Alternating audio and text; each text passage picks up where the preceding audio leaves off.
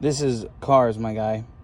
So this small little piece, this small little insignificant piece, this guy right here, to this door handle is held on by a simple bolt. Now that bolt is right there. See that bolt? That bolt holds that little guy in place. What happens often is, well, this is plastic and it breaks. And if this breaks, well, your door handle starts to play around. And if your door handle plays around, sorry. Well, this thing will start to break. And guess what? Mine did. Luckily, I don't think any of the plastic on it actually broke. So we might be able to do a simple repair by just putting the spring back. The problem is, I gotta find the spring. Something I heard down here, and I thought I might have found it. I did. Cool. Okay, there's the spring.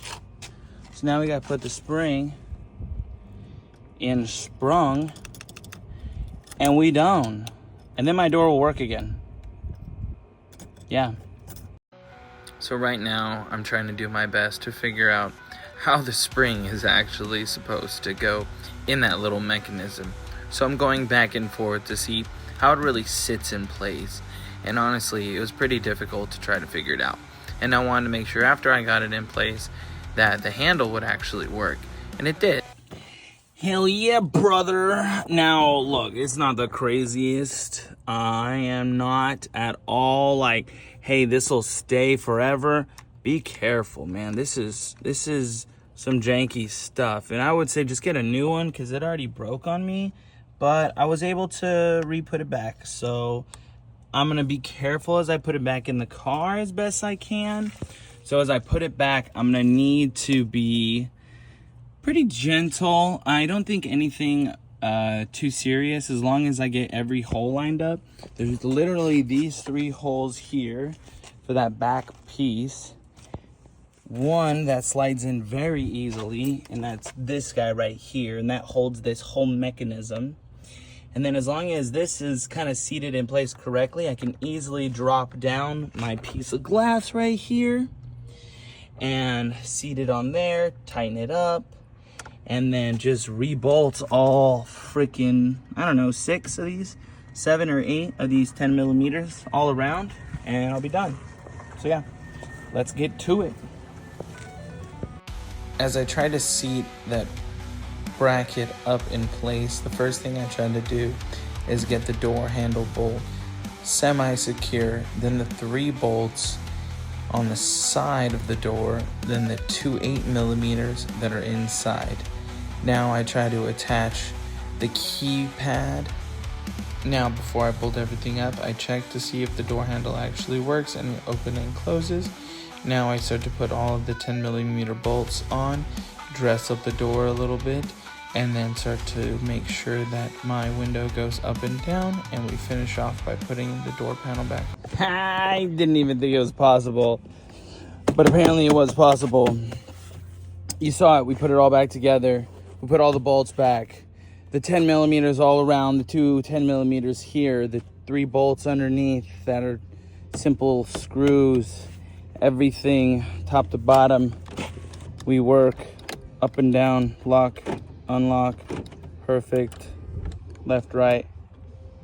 Everything still works on this guy, so everything's plugged in here. Okay, I don't know what happened. Back to what we were talking about, and that's if this door is gonna open. That is not that attractive, but it is what it is. I don't know, but it does open. It might not look as flush. That's aftermarket for you, but I'll tell you what, I can get in And I don't have to, hey, watch out, there we go. No one has to open the door for me anymore, and I don't have to go from the backside. So thank you, Ray, for this part right here, and good job, Richard, for putting everything else back together, because for whatever reason this car has a problem with sticking together. Time to clean up. No one ever likes to clean up their mess afterwards, but obviously we're gonna have to do that. If you guys like these videos, don't forget, like, comment, subscribe, and I will be getting more to you ASAP, man. ASAP. It's hot today. Drink plenty of water.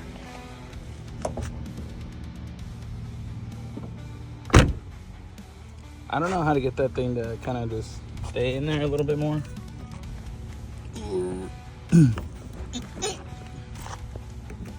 But it opens.